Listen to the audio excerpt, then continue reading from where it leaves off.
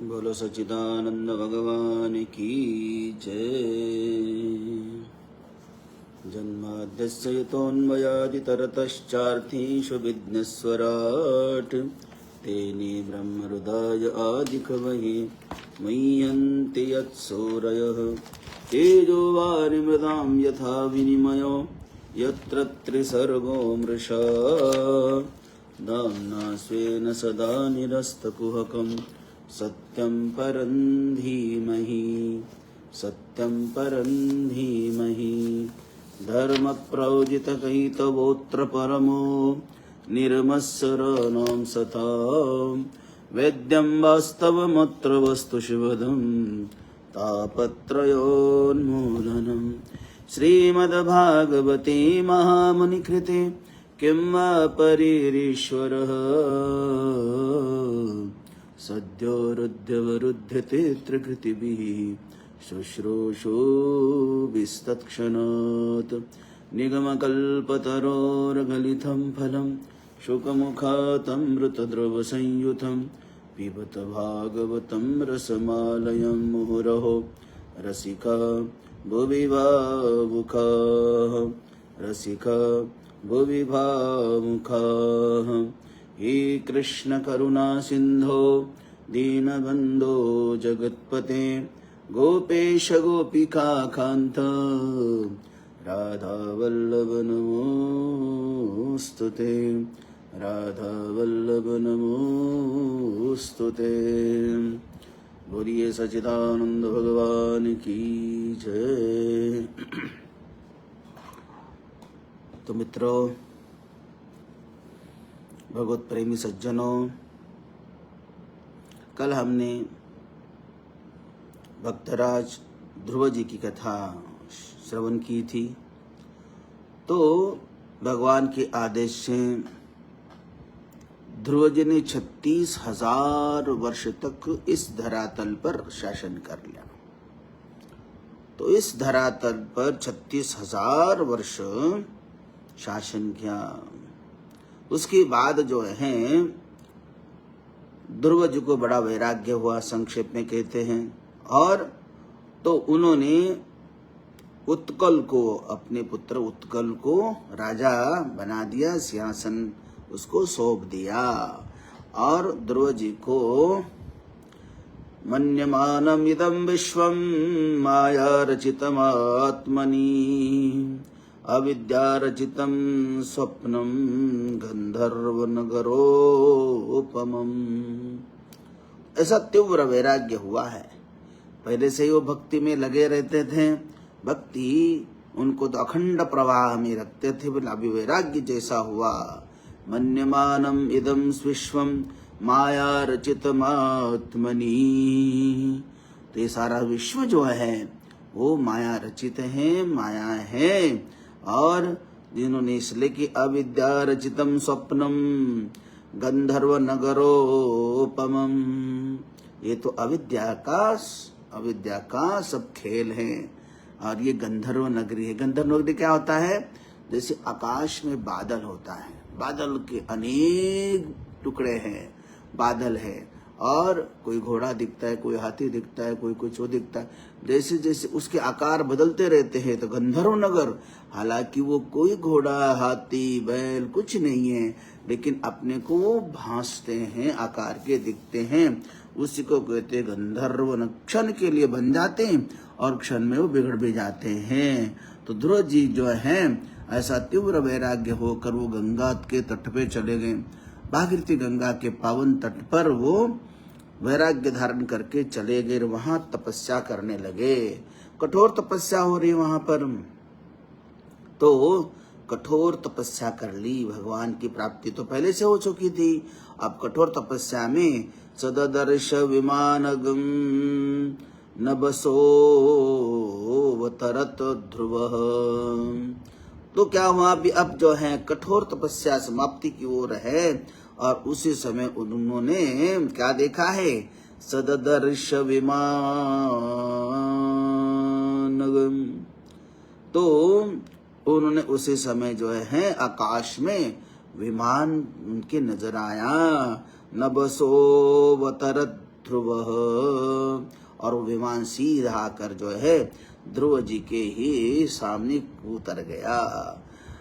तब श्री हरि के दो जो हैं प्रिय जो है सुनंद और नंद ध्रुव जी के लिए विमान लेकर आए।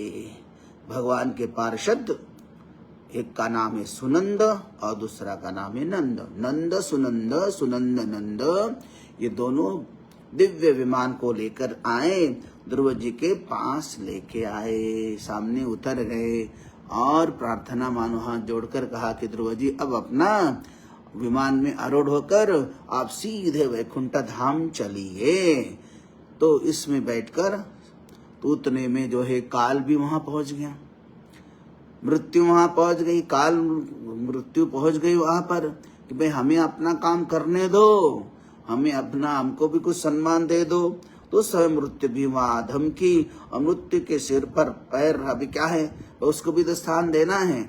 इसलिए उसको स्थान देने के लिए, मृत्यु को मान देने के लिए क्या क्या सुना है, भागवत में लिखा है, पुराणों में भी वर्णन है कि ध्रुव जी ने कहा कि ठीक है काल को भी मान सम्मान देंगे।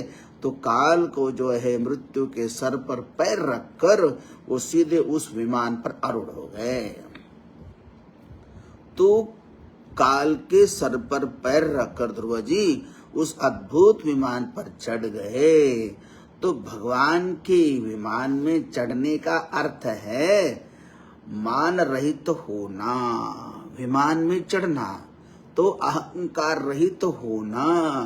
जो अहंकार रहित होता है, मान रहित होगा, वही विमान में चढ़ पाएगा। विमान तो विगतमान हो जाना, विगतमान हो जाना, प्रभु के विमान में वही चढ़ सकता है जो अभिमान रहित होता है, अहंकार रहित होता है।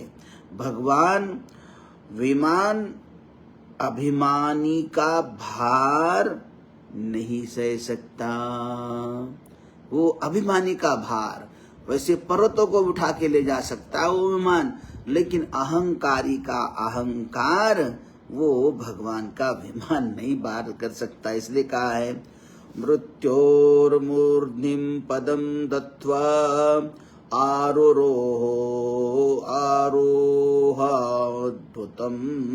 गृहम् तदा द्वन्द्वभयो नेदुः मृदङ्गपनवादयः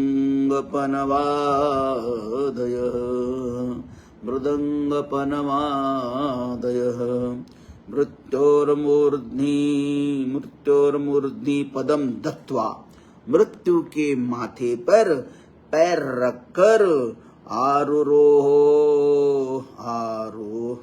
आरुरोहाद्भुतम गृहम, तो उनके मृत्यु के माथे पर पैर रखकर ध्रुव जी विमान में आरूढ़ हो गए। तदा दुंदुभयो नेदुः मृदंगपनवादयः, तो स्वर्ग में दुंदुभी बजने लगी। ध्रुव जी ने इस विमान पर काल के सर पर पैर रखकर, माथे पर पैर रखकर विमान में चढ़ते ही देवता ने पुष्पवर्षा कर लिया और दुंदुभी बजाई है। भगवान के भक्त मृत्यु से नहीं डरते, कहने का तात्पर्य है भगवान के भक्त जो है मृत्यु से नहीं डरते।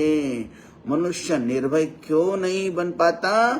क्योंकि वह ईश्वर को नहीं मानता। ईश्वर को नहीं मानता तो ईश्वर को न मानने के कारण अपने आप को अहंकार से या तो मानता नहीं होता। जो ईश्वर की शरण में गया वो निर्भय होता है, जो ईश्वर को नहीं मानता वो हमेशा भयभीत रहता है, और जो ईश्वर के शरण जाता है वो हमेशा निर्भय रहता है, वो उसको कोई भय नहीं है। इसलिए जीवन में जो निर्भय बनना है, जो अहंकारी का अहंकार बड़ा खतरनाक होता है। अहंकार होना चाहिए, अहंकार सज्जनों जरूर होना चाहिए, लेकिन कौन सा अहंकार होना चाहिए? रामायण में भी आता है। एक सुतीक्ष्ण ऋषि मुनि, सुतीक्ष्ण, उनका नाम सुतीक्ष्ण, सुतीक्ष्ण ऋषि रामायण में कहते हैं मेरा अभिमान प्रतिदिन बढ़ता जाए, बढ़ता जाए, बढ़ता जाए। परंतु कौन सा अभिमान बढ़ता जाए? हाँ, विशेष है ना, कौन सा अभिमान बढ़ने की बात कहते? वो कहते कि मेरा अभिमान तो दिन रात बढ़ते जाए, बढ़ते जाए। मुझे अभिमान से बड़ा मोह हो चुका है। लेकिन कौन सा अभिमान? वो कहते हैं अस अभिमान जान, अस अभिमान जाई जनि मोरे, अस अभिमान जाई जन मोरे, मैं सेवक रघुपति पति मोरे, मैं सेवक रघुपति पति मोरे। हाँ, ये अभिमान कैसा? अस अभिमान जाई जनि मोरे, मेरे भीतर ऐसा अभिमान हो जाए, इतना चरण सीमा तक पहुंच जाए। कौन सा? मैं सेवक रघुपति पति मोरे, मैं राम जी का सेवक हूँ और राम मेरे स्वामी हैं। यही मेरा अहंकार प्रतिदिन बढ़ता जाए, बढ़ता जाए। इसलिए जे कहते हैं कि मृत्यु पर विजय प्राप्त वही कर पाता है जो निराभामी अभिमानी होता है, वो अभिमान रहित होता है। तो ध्रुव जी की भक्ति के द्वारा जो है बिल्कुल वही हुआ। और मृत्यु पर पैर रखने का मतलब है मृत्यु पर विजय प्राप्त करके ध्रुव जी वैकुंठ धाम जाते हैं। देखो इस कथा का तात्पर्य, ये कथा हमारे जीवन में अपने को क्या शिक्षा देती है। भागवत में जो कथाएं हैं वो शिक्षा देने के लिए हैं। भागवत में कोई ऐसी कथा नहीं जो हमारे साथ जुड़ी ना हो, हमारे साथ वो जुड़ी हुई है। हाँ, हमारे साथ वो नित्य जुड़ी हुई है। इसलिए कहते हैं कि ये कथा का भी तात्पर्य कहता है। देखो, ये उत्तानपाद, राजा उत्तानपाद, उनकी दो महारानियां सुरुचि और सुनीति, सुनीति और सुरुचि। तो देखो, उत्तानपाद और कोई नहीं सज्जनों, हम ही जीव ही उत्तानपाद है। देखो, हर जीव माँ के गर्भ में आता है, माँ के गर्भ में रहने वाला जीव ही उत्तानपाद है। क्योंकि हम जब माँ के गर्भ में होते जन्म से पहले तो क्या होता है?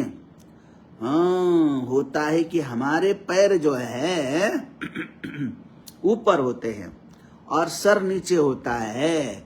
तो उत्तानपाद में उत माने ऊपर, पाद मतलब पैर। उत्तानपाद, उत माने पैर ऊपर और पाद माने पैर। इस जीव मात्र की ही दो पत्नियां हैं। तो हम गर्भ में क्या होता है? गर्भ में हमारे पैर जो है माँ की कोख में जब रहते हैं तो हमारा सर नीचे रहता है और पैर ऊपर रहता है। जब हम जन्मते हैं तो हमारे पैर पहले बाहर नहीं निकलते, हमारा सर ही बाहर निकलता है। जीवात्मा का सर, क्योंकि पैर ऊपर हैं तो पहले सर आता है, लास्ट में पैर आते हैं। तो ऊपर ऊर्ध्व पैर है, ऊपर, पाद माने पैर, ऊपर जिसके पैर है वो सब जीव जो है उत्तानपाद हैं। तो इस और दूसरी बात है कि हमारी ही दो पत्नियां हैं, हम जीव मात्र की ही दो पत्नियां हैं। एक है सुरुचि, दूसरी ही सुनीति। तो सुरुचि सुनीति ये हम सबकी दो पत्नियां हैं, सुरुचि और सुनीति। ये दो पत्नियां हमारी हैं। मनुष्य को तो केवल सुरुचि ही प्यारी लगती है, प्रिय लगती है। मन में जो आया वो कर लो, मन में जो आया वो खा लो, मन में जो आया वो देख लो, मन में जो आया जो कर लो, ये सुरुचि। तो अपनी रुचि, अपना स्वाद लेने का वो सुरुचि से ही ज्यादा प्यार करता है, सुनीति को प्यार नहीं करता। सुरुचि का अर्थ है वासना, कामना, इच्छा। ये अनेक रूप में ये सुरुचि है। रुचि मतलब अनेक रुचि हो सकती है। तो आजकल तो हर व्यक्ति रुचि में ही प्यार करता है। जहाँ कुछ बस जात न पात बस हो गया, एक दूसरे को पसंद आ गए, हो गया वहाँ प्यार जो है। सुरुचि का अर्थ होता है स्वेच्छाचार, स्वेच्छा से कुछ भी खाओ, कुछ भी करो, कहीं पर मुंह मारो। तो सुरुचि का अर्थ होता है स्वेच्छाचार। तो मन पसंद इच्छाएं तृप्त करना, मन में जो आए, मन जो मांगे, उन्हीं भोगों में लीन होने में जो आतुर हो जाता है, वह व्यक्ति सुरुचि में ही फंसा हुआ है, सुरुचि का दास है। और जिसे सुरुचि से प्यार होता है, उसे भले नीति कैसी प्यारी लगेगी, नीति प्यारी नहीं लग सकती। जो अपने ही रुचि का दास बन चुका है, अपनी स्वेच्छाचार का दास बना हुआ है, भले उसको सुनीति, अच्छी नीति कहाँ पसंद आने वाली है। तो नीति से प्यारी, उसको नीति प्यारी नहीं लगती, सुनीति प्यारी नहीं लगती। तो जीवात्मा जो है, मनुष्य जो है, रुचि के पीछे पागल हो चुका रहता है। तो इसलिए कहते हैं कि ये कथा का तात्पर्य है सुरुचि। हाँ, और इसलिए कहते हैं कि भाई जीभ जो मांगे वो मत दे दो, आंख जो मांगे वो उसको मत दे दो। हाँ, तो जो आंख तो रूप के पीछे पड़ता है, तो रूप दे दोगे। जीभ जो रसना के पीछे पड़ती है, हर कोई स्वाद लेना चाहती है, क्या वो देते रहोगे? इसलिए कहते कि जीभ जो मांगे, मन जो मांगे, तन जो मांगे, वो उसको मत दे दो। अगर योग्य है तो ही देना।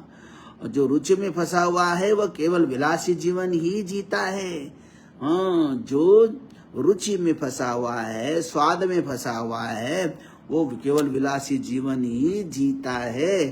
फिर उसे ईश्वर के स्वरूप का ज्ञान नहीं हो सकता, ईश्वर की प्राप्ति नहीं हो सकती। कहते ज्ञान तो केवल उसी को होता है जो नीति के अधीन रहकर पवित्र जो है अपना जीवन व्यतीत करता है। नीति के अधीन, नीति सुरुचि जो है अनीति है, और सुनीति जो है नीति और अनीति।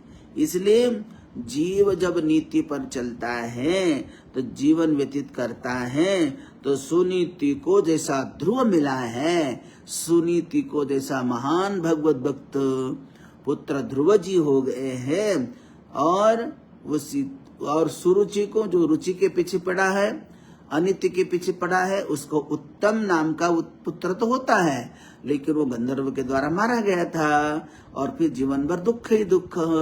इसलिए जो अनित्य के पीछे पड़ता है, उसको पहले तो अनित्य करने में आनंद आता है। हाँ, अनित्य में, अधर्म करने में बड़ा सुख मिलता है, धन दौलत भी घर में दिखती है, लेकिन बहुत जल्दी ही सदा के लिए वही संपत्ति उसके लिए दुख का कारण बनती है। वही अनित्य उसको जेलों के सलाखों के पीछे पहुंचा देती है। इसलिए व्यक्ति को अनित्य के पीछे, सुरुचि के पीछे नहीं दौड़ना चाहिए, उसको तो सुनीति के पीछे है, सुनीति के पीछे ही जाना चाहिए। तो नीति के अधीन रहकर पवित्र जीवन व्यतीत करता है, तो उसको सुनीति जैसा ध्रुव मिलता है। ध्रुव का अर्थ क्या है? ध्रुव का अर्थ है अविनाशी पद, ध्रुव। हाँ, ध्रुव जो कभी नष्ट न होने वाला होता है, उसको ध्रुव कहते हैं। तो ध्रुव जो है वो है अविनाशी, आनंद, अविनाशी, नाश पाने वाला, आनंद खत्म होने वाला तो संसार के पदार्थ ही देते हैं। लेकिन जो सुनीति के पीछे पड़ता है, नीति के पीछे रहता है, उसको तो परमानंद मिलता है, परमानेंट आनंद मिलता है। तो आनंद जो नीति के अधीन रहेगा, उसे ध्रुव जी जैसा ब्रह्मानंद प्राप्त होता है। और यदि मानव मात्र रुचि के पीछे, रुचि के अधीन होता है, अनित्य के अधीन होता है, तो वह दुराचारी अवश्य बनेगा, वो दुराचारी हो जाता है। इस तरह जो है आकाश मार्ग में अभी तो विमान जा रहा है, तो ध्रुव जी को वो ध्रुव पद प्राप्त हो जाता है, परम पद प्राप्त हो जाता है। बोलो सच्चिदानंद भगवान की जय। तो सज्जनों, इस तरह जो है ये ध्रुव जी के वंश में, ध्रुव जी जाने के बाद ध्रुव जी के वंश में राजा अंग हो गए, अंग राजा, हाँ अंगराज हो गए, अंगराजा हुए। एक बार राजा अंग ने अश्वमेध महायज्ञ करने का निश्चय कर लिया, और महायज्ञ जो है प्रारंभ हो गया। प्रारंभ करना है, आह्वान कर लिया। उसमें वेदादि जो हैं, वेदवादी ब्राह्मणों को आह्वान कर लिया। करने पर वेदवादी ब्राह्मणों ने आह्वान कर लिया, सारा आयोजन तैयार हो गया, संकल्प हो गया, और देवताओं का आह्वान कर लिया गया। लेकिन देवता लोग तो अपना भाग लेने आए नहीं है।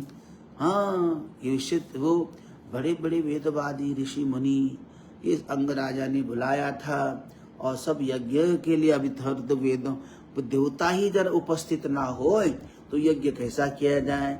देवता अपना भाग लेने वहां पहुंचे ही नहीं, कोई आते ही देवता लोग अपना भाग लेने नहीं आए। तो राजा अंग बहुत उदास, बड़े दुखी हो गए। तो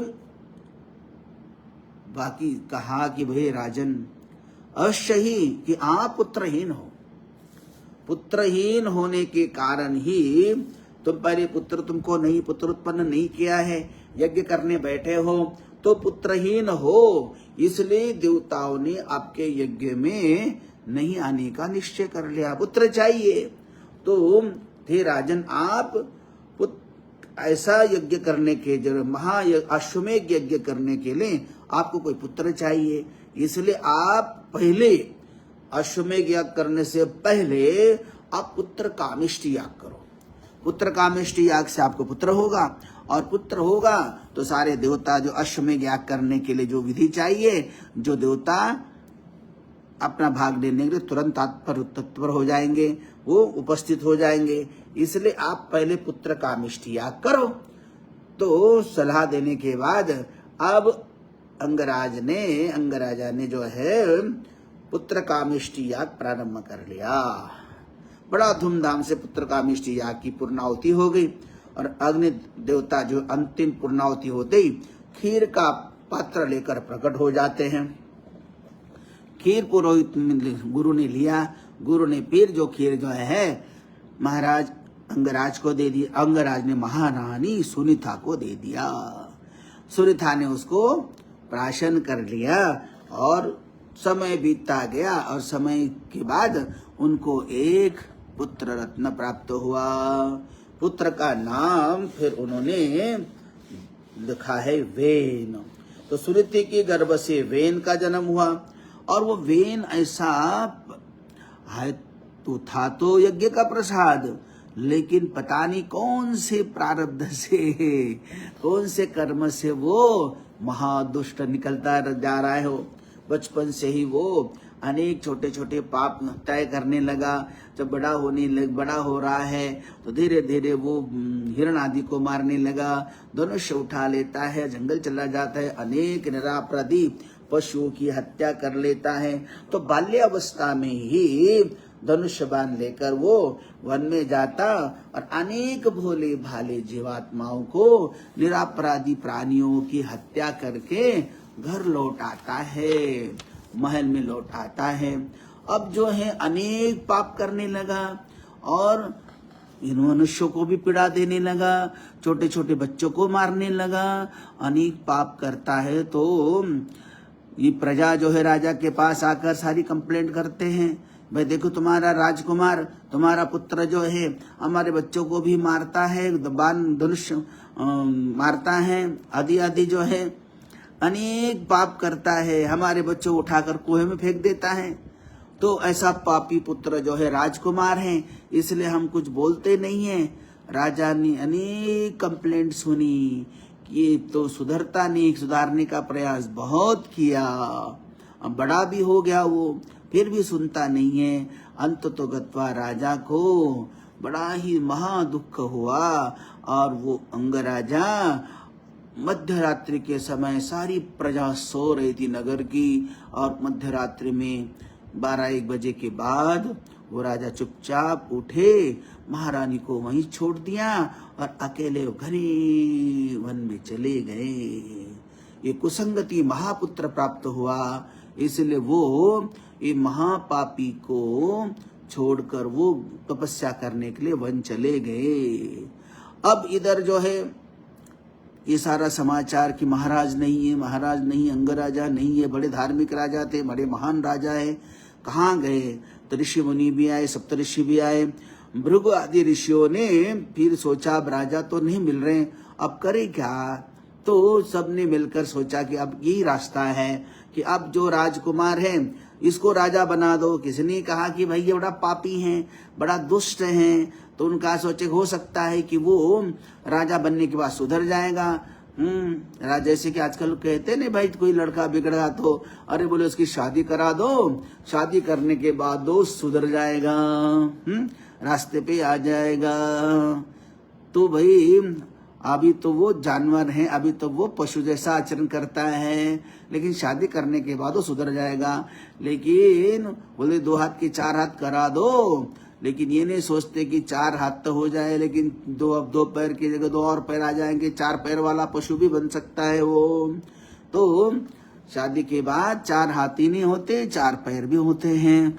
तो हो सकता है कि वो 4 पैर वाला वो पशु बन सकता है, हो सकता है कि ज्यादा पूछ भी लगाना पड़ेगा उसको।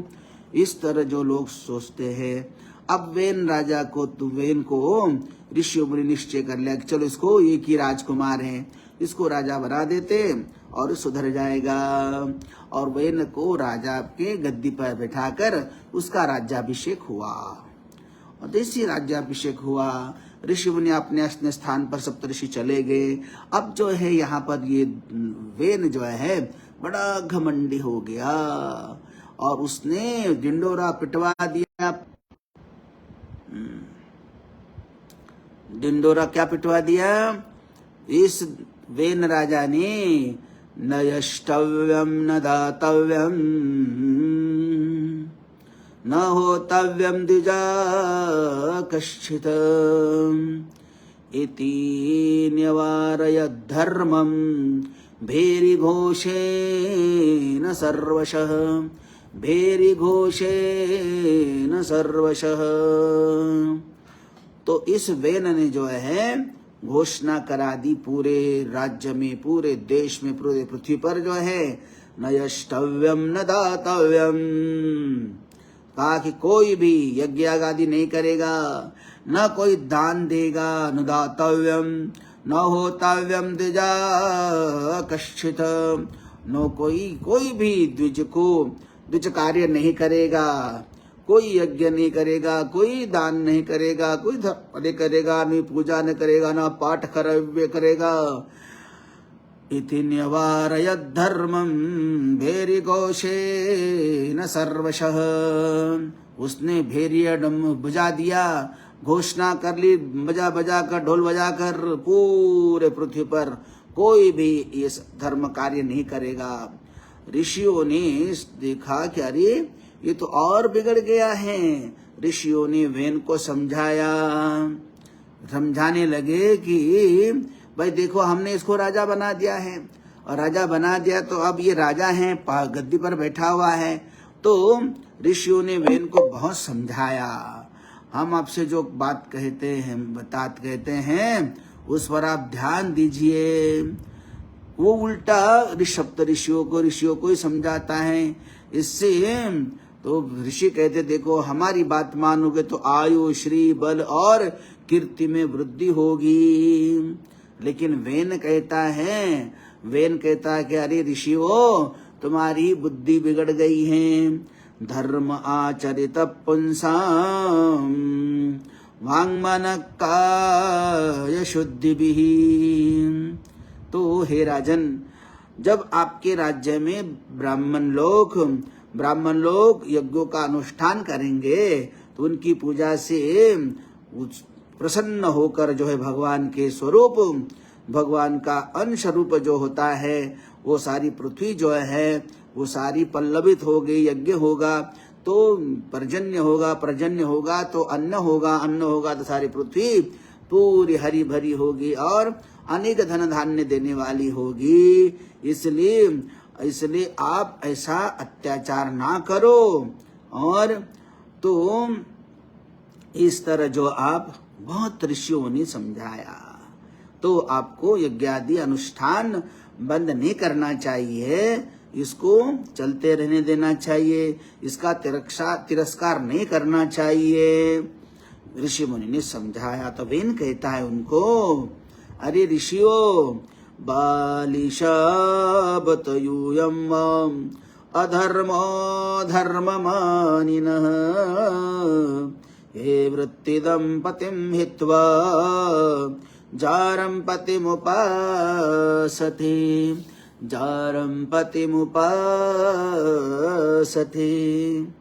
अब वो कहने लगा, अरे ऋषियों, तुम लोग तो बालिशाबतयूयम् अधर्मे धर्ममानिनः।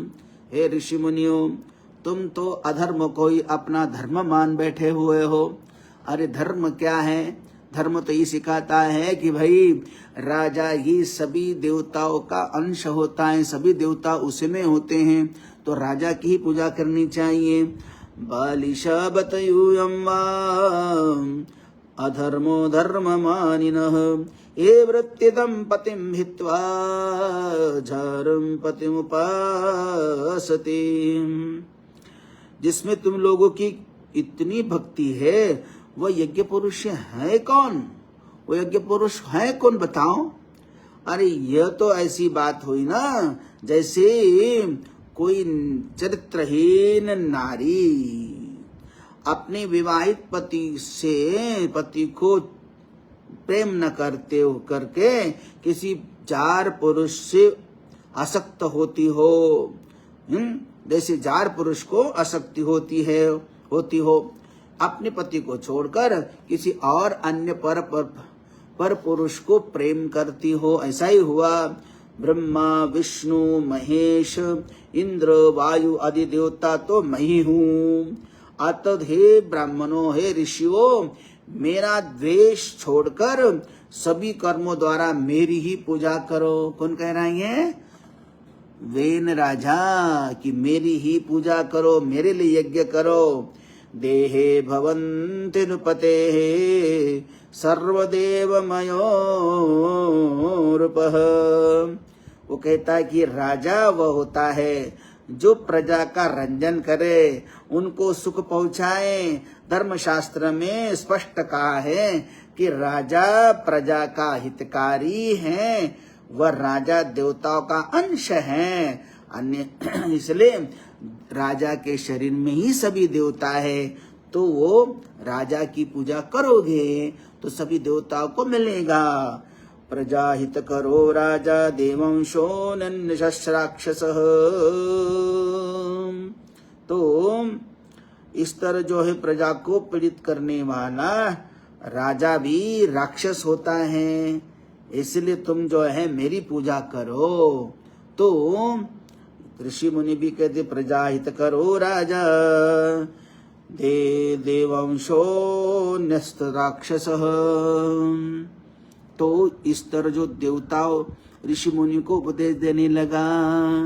जो मूर्ख लोग राजा के रूप में परमेश्वर का अनादर करते हैं, ऋषि मुनि ने कहा, उन्हें ना तो इस लोक में सुख होता है ना परलोक होता है। जो अपने आप को ईश्वर का अंश उसमें होता जरूर है, ऋषि मुनि ने कहा है, लेकिन जो राजा का रूप धारण करके परमेश्वर ईश्वर का अनादर करते हैं, उन्हें इस लोक में सुख ना मिलेगा, ना परलोक में सुख मिलता है।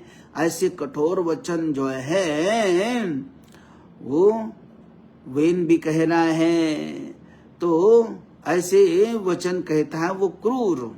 तो ऋषि मुनि कहते कि भाई ऐसा करोगे तो ऐसा होगा, उल्टा वो ऋषि को ही वो उल्टा सोचता बना देता है। तो ऐसे कठोर वचन सुनकर मुनि को क्रोधित हो गए, ऋषि मुनि क्रोधित हो गए और हाथों में जल लेकर अब ये उल्टा हमको उपदेश देना है। तो बालिशा बतयुवम्बा अधर्मो धर्ममानिनः। तो जब ऋषि मुनियों को बड़ा क्रोध आया, अब हाथ में जल ले लिया ऋषि मुनियों ने। हन्यतामीश प्रकृति दारुणः। तो ऋषि मुनि ने कहा कि ये पापी है, इसको हन्यतामीश, इस पापी को मारो, इस पापी को खत्म करो, आपके जीवित रहेगा तो और भी सनातन धर्म को नष्ट करेगा। हन्यतामेश पाप प्रकृति दारुणः जीवन जगदवासाशु कुरुते भस्मसात् ध्रुवम्। इस पापी को अभी नष्ट कर दो। हन्यतामेश पाप प्रकृति दारुण, बड़ा पापी है, महापापी है, इसलिए जीव जगत वासासु कुरुते भस्मसात् ध्रुवम्। और ऋषि मुनियों ने जल को अभिमंत्रित करके उस वेन पर फेंक दिया, वहीं पर वो जलकर भस्म हो गया, खत्म हो गया। अब ऋषि मुनि तो वहां से निकल गए।